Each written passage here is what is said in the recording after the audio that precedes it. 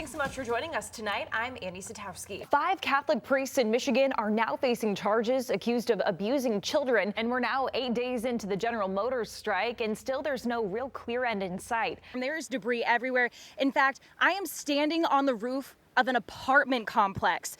It is just incredible. And this apartment roof came from all the way. It's hard to see in the dark, I know, but it came from all the way across the street. These documents right here from the Coldwater Police Department are highly redacted. The Kalamazoo Department of Public Safety has 241 officers on the job, but they need a few more. Charges have been authorized against 2 Lansing area police officers accused of starting a bar fight in Grand Rapids. I wanted to come up to this second level here to just give you an idea of how big this event is. And the whole thing was caught on the homeowner security cameras. Take a look at this. Going back to that phone call with the Ukrainian president, before this announcement came out, President Trump said that he planned on releasing that full unredacted transcript tomorrow, in fact. The 43-year-old accused of not only assaulting that teenage girl, but also taking her to Rhode Island is now facing federal charges for doing just that. Yeah, a real mixed bag, a little bit of everything, but certainly not as much rainfall as we've seen over the past couple of days. You didn't see that game. You missed out. Go ahead and watch it again. Police in East Lansing, though, are reminding students to be careful with how they celebrate following those big games. And those 2 new skills that she casually invented. What are they called? Incredibly hard. They're now called the biles. The biles, right. On floor, it's a triple-double, and then off a beam for the dismount is a double-double. The CDC released new figures today saying there's 530 confirmed and probable cases of lung issues linked to e-cigarettes. Gymnastics on the Grand is happening this weekend. 2,400 gymnasts will be there. Bad neighbors. Yeah, maybe you have one, or just maybe you are the actual problem, but you can redeem yourself. Now on Fox 17 News at 4, the man facing charges for a crime spree that injured a Wayland officer over the weekend has previous run-ins with police. How recent he was arrested before this latest incident. A boy from Dearborn is in the hospital after participating in what's called the Fire Challenge. It's the latest YouTube challenge among teens. Why experts say kids are falling for these sorts of challenges. And the state wrapping up its spraying for mosquitoes tonight, but one local school district is scheduling treatments. We'll tell you exactly when that's supposed to happen. Thanks for joining us this afternoon. I'm Derek Francis. And I'm Annie Szatkowski, filling in for Janice Allen. This is Fox 17 News at 4. From the station with the most local news, Fox 17 News at 4 starts right now. First here at 4 o'clock, a man is facing charges in Allegan County accused of trying to run down a Wayland police officer with his car this weekend. Yeah, thankfully the officer is fine, but that was just one part of the alleged crime spree. And our Michael Martin joining us live in Wayland telling us this isn't that suspect's first run-in with the law, Michael. And Grand Rapids police are looking for 4 men after 3 people were shot overnight. It happened just before 1 a.m. on Kensington Avenue near Elton Street. Investigators say the men forced their way into that home and shot a man and 2 women before running off. All 3 victims were taken to the hospital and are expected to survive. Well, some windy weather out on Lake Michigan. This in Grand Haven this afternoon. You can certainly see the whitecaps rolling in. Yeah, most definitely. But the sun is out, and it's a perfect fall day out there. Meteorologist Szatkowski joins us in the Weather Center with a look of our week ahead. Ty? A home in a retirement community in Kent County destroyed in a fire this morning. It happened at a home on Red Robin Court at the Leisure Village Retirement Community. That's on Plainfield Township. Firefighters say flames were coming from the dryer once they arrived. The woman who lives there escaped and called 911 after hearing smoke alarms. This is a retirement community, so I believe it's a 65 and older community. And we had just done a smoke alarm installation program a couple years ago, and I'm happy to report, due to the fact we put smoke alarms in her home, we have a save today, so there's nobody injured. Yeah, firefighters say it's a great idea and a great reminder to check your own smoke alarms, or you can have them replaced by your local department or even the Red Cross. The cause of that fire, though, still under investigation. Meantime, crews in Battle Creek are investigating a suspicious house fire. This one happened around 6:30 last night at a home on Wilkes Street. Firefighters tell us the home was vacant and the utilities had been turned off. No one was hurt, and the fire marshal is still looking into a cause. All right, well, it's problem solved for an AT&T customer in Lowell trying to get an exposed cable buried. And as the strike against General Motors enters its 4th week now, the outlook for the work stoppage is growing more grim and dim, too. Workers remained on the picket lines for the 21st day, including in Wyoming. In a letter to members today, the UAW president says negotiations have hit a big snag. According to the union, GM's latest proposal hasn't budged much from a previously rejected offer. Sources say the biggest sticking point on this is commitments to produce new models here in the U.S. and the recent decision to close down a handful of American plants. The strike has put General Motors at a standstill since September 16th and is estimated to cost the automaker more than $80 million every day. Well, a YouTube challenge has landed one Michigan boy in the hospital. Yeah, this one is called the Fire Challenge, and it's as bad as the name sounds. Our Candace Charles joins us with a warning for parents tonight. Candace? Houston Rockets basketball team facing some backlash after the general manager of the team, tweeted support of protests going on in Hong Kong. The fallout in China and how U.S. lawmakers are responding. Every week for the past 11 years, non-stop. Now on Fox 17 News at 4, a mother never giving up hope after her son was killed in 2008. What she has to say now that someone has finally been arrested. And homeowners are taking matters into their own hands, getting their yards sprayed for mosquitoes amid growing EEE concerns. We'll see just how simple and effective that process is. And frost and freeze headlines are inching into mid-Michigan tonight, but it's not for everyone. Who needs to get those plants covered and when we could potentially see an area-wide freeze anytime soon? From the station with the most local news, Fox 17 News starts now with a breaking news alert. Thanks so much for joining us this afternoon. I'm Annie Szatkowski. Some breaking news here at 4 o'clock. The Michigan Health Department has confirmed the first vaping-related death in the state. The department says it learned about the man's death Wednesday, but they haven't said where he's from or how old he is. 30 vaping-related lung injuries have been reported in Michigan, with ages ranging from 16 up to 67. There are at least 20 other deaths reported all across the country. According to the CDC, about 75% involved vaping marijuana, either alone or combined with nicotine. Users should see a doctor if they experience shortness of breath, chest pain, coughing, or vomiting. Meantime, an arrest has been made in a cold case murder after more than 11 years. Our Darren Cunningham spoke to the victim's mother about finally getting one step closer to justice. Darren? The missing woman, who police believed may have been injured, has now been found. 47-year-old Lori Reyes was found this afternoon on South Division near Andre Street in Grand Rapids. She was reported missing from a home on Brookside Drive in Granville. Police haven't said how she's doing, but we are told that she is being medically evaluated. All right, turning things over to weather now with a live look over downtown Grand Rapids. Pretty gray out there. That's been the story all week, but cool and fall-like temperatures as we head into the weekend. Meteorologist Eric Estreva joins us in the Weather Center with the first check of our forecast. Eric? All right, Eric, thank you. I know a lot of people are looking forward to that first freeze. Well, 4 people have now died from EEE in Michigan, and while the state is spraying for mosquitoes in certain areas, some homeowners are now taking matters into their own hands. Our Michael Martin spoke with a local pest company that's been getting a whole lot of phone calls. We're going to take a look at this map here. The areas shown in light blue in Allegan, Calhoun, and Kent counties will be sprayed tonight. But if it rains there, parts of Kent, Montcalm, and Newaygo counties will be sprayed instead. That is highlighted right there on the map in pink. You can find more information by going to michigan.gov/EEE.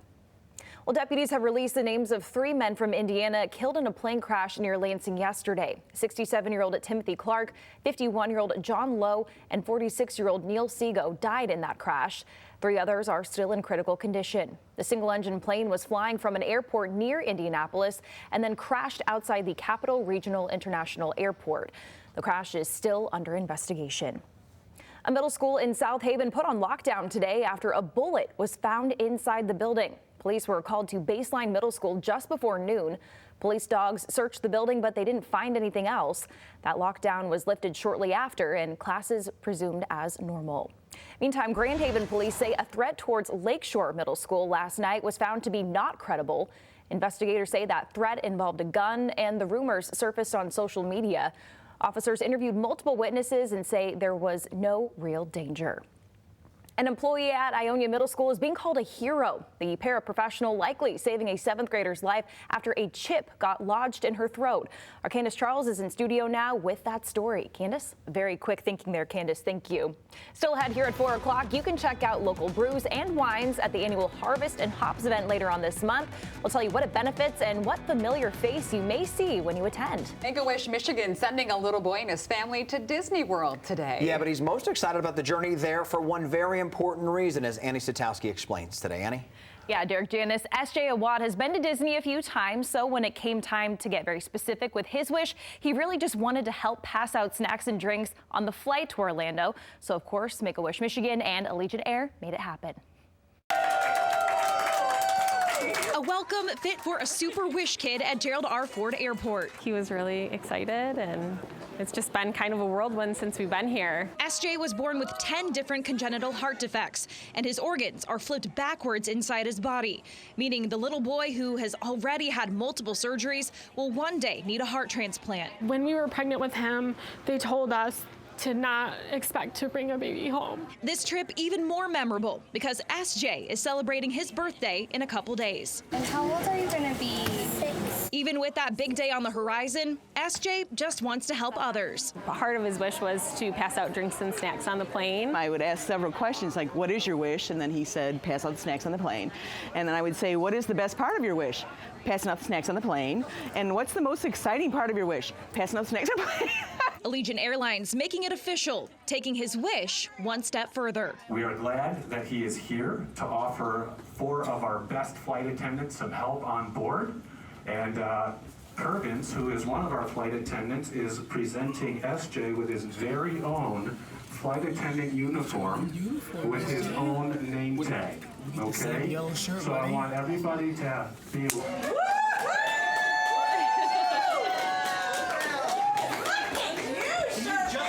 To me, that just made me so happy because it's just something a 5-year-old would wish for. That was the first time we had ever heard of that one, and we were like, this is gonna happen. We're gonna make it happen for sure. Because usually, you know, we're just the vessel from point A to point B. Allegiant's newest flight attendant now ready to make sure his family gets VIP treatment on a trip they all really need. This whole experience has just been such a beautiful distraction from our reality because it's distracted us and given us the opportunity to really think about fun things and exciting things instead of appointments and when's the next ball going to drop, when's the next procedure, when's the next surgery.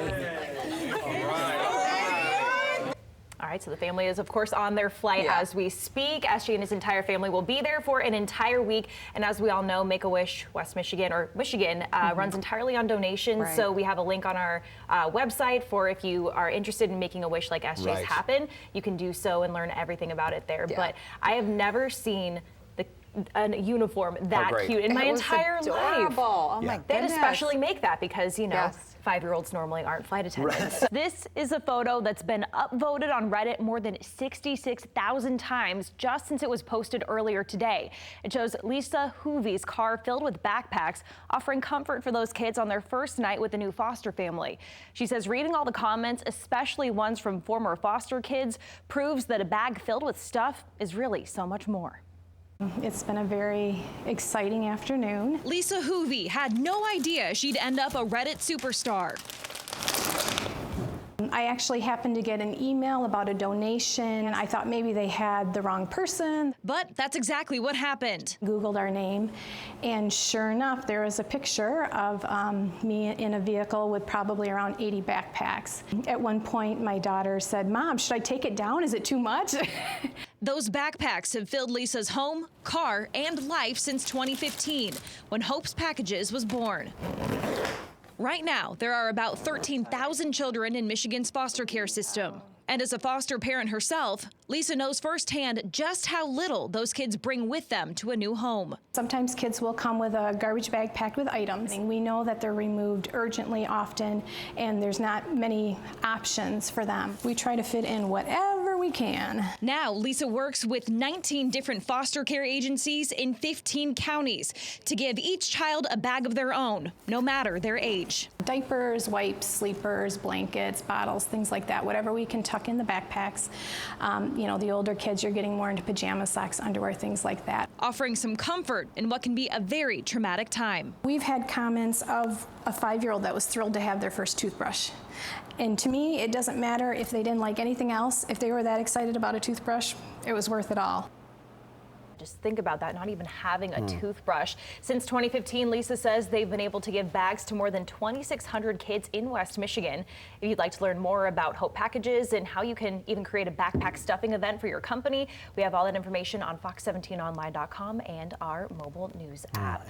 The second day of testimony in the murder trial of Jared Chance, riddled with forensics, surveillance video, and a series of calls and text messages between Chance and a man named Demetrius Taylor. He said that his friend mom was gonna call me, tell her that she came by my house, used my phone, and left.